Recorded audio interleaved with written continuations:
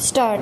कर्नाटक सरकार ने कर्नाटक शिक्षा अधिनियम 1983 के धारा 7 और 133 तथा इसके अधीन निर्मित कर्नाटक शिक्षा संस्थाएं वर्गीकरण, विनियमन और संचालन की रीति इत्यादि नियमावली 1995 के नियम 9 के अधीन दिनांक 5/2/2022 को एक आदेश जारी किया कि प्रत्येक शिक्षा संस्था के कॉलेज विकास समिति पूरे राज्य में नियम 9 के अनुरूपता में छात्र ड्रेस कोड निर्मित करें। तदनुसार राज्य के कुछ शिक्षा संस्थाओं के समितियों ने ड्रेस कोड बनाया और उसके अनुपालन में कुछ संस्थाओं ने यह तो मुस्लिम छात्राओं को हिजाब पहनकर कक्षा में प्रवेश करने से रोक दिया या उन्हें कक्षा में प्रवेश नहीं करने दिया, जिसका विरोध में कुछ छात्राओं ने प्रदर्शन प्रारंभ कर दिया। मामले ने तूल पकड़ा तो कुछ हिंदू छात्र भी सिर पर भगवा पगड़ी और शाल धारण करके कक्षा में प्रवेश करना चाहे, जिन्हें कक्षा में प्रवेश करने से रोका गया। चूंकि मामला छात्रों के हित एवं अधिकारों से जुड़ा था, इसलिए कर्नाटक उच्च न्यायालय ने अनेक रिट याचिकाएं प्रस्तुत की गई। पैरा। श्रीमती रेशम और एक अन्य बनाम कर्नाटक राज्य और अन्य के साथ 4 अन्य रिट याचिकाएं संख्या 2146, 2880, 3044/2022 को पहले 9 फरवरी 2022 को न्यायमूर्ति कृष्णा एस दीक्षित की एकल पीठ ने सुना, जिन्होंने विवाद की गंभीरता को देखते हुए मामले को वृहद पीठ को संदर्भित कर दिया। अंततः 10 फरवरी 2022 को कर्नाटक उच्च न्यायालय के मुख्य न्यायाधीश न्यायमूर्ति ऋतुराज अवस्थी की अध्यक्षता में 3 सदस्यीय पूर्ण पीठ ने मामले में अंतरिम आदेश जारी करते हुए व बाद में 14 फरवरी 2022 से लेकर 25 फरवरी 2022 तक दिन प्रतिदिन के आधार पर सुनवाई करते हुए अपना निर्णय सुरक्षित कर लिया।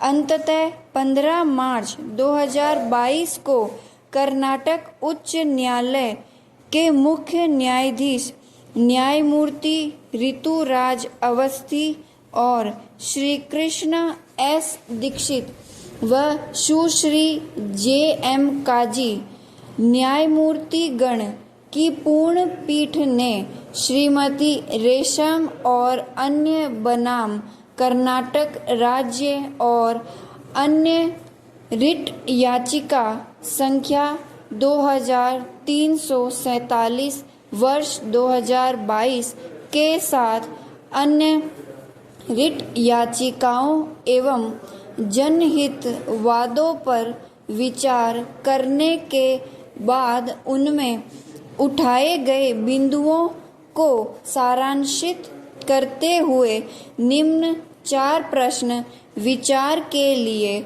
अवधारित किए। पैरा।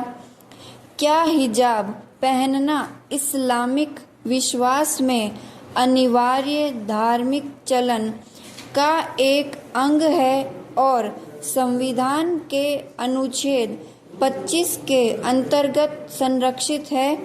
पैरा। क्या स्कूल ड्रेस की प्राचीन रीति विदित अनुमति योग्य नहीं है, क्योंकि यह याचीगण के मूल अधिकारों के साथ ही साथ संविधान के अनुच्छेद 19(1) के अंतर्गत अर्थात अभिव्यक्ति की स्वतंत्रता का और अनुच्छेद 21 के अंतर्गत अर्थात एकांतता के अधिकार का उल्लंघन करता है। पैरा, क्या कर्नाटक सरकार का आदेश दिनांक 5/2/2022 असमर्थ होने के अलावा मस्तिष्क का प्रयोग किए बिना जारी किया गया है? और पुनः क्या यह मनमानापूर्ण है और इसलिए संविधान के अनुच्छेद 14 और 15 का उल्लंघन करता है? पैरा, क्या रिट याचिका संख्या 2146/2022 में प्रत्युत्तरदाता संख्या 6 से 14 के विरुद्ध अनुशासनात्मक कार्यवाही प्रारंभ करने हेतु कोई निर्देश जारी करने का मामला गठित होता है? और क्या प्रत्युत्तरदाता संख्या 15 से 16 के विरुद्ध अधिकार पृच्छा रीट जारी करने का मामला बनता है? पैरा, उपर्युक्त प्रश्नों पर कर्नाटक उच्च न्यायालय की पूर्ण पीठ ने अपने निर्णय को कुल 129 पृष्ठों सारांशित किया है और प्रश्नगत विषयों पर सांविधानिक प्रावधानों एवं उन पर उच्चतम न्यायालय के निर्धारणों तथा याचिकाकर्ताओं के दावों के अनुसार पवित्र कुरान की आयतों और उस पर विचित्र मुस्लिम धार्मिक ज्ञाताओं, विधिवेत्ताओं एवं उनकी